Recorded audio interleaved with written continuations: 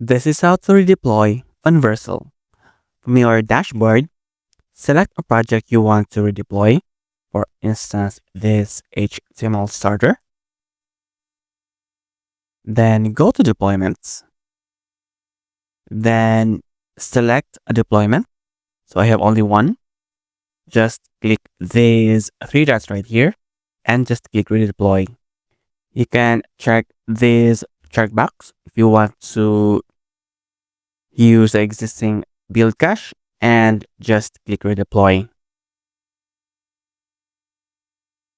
Then you can see here the build logs for your deployments, and you can visit your domains to check if you have successfully redeployed your project.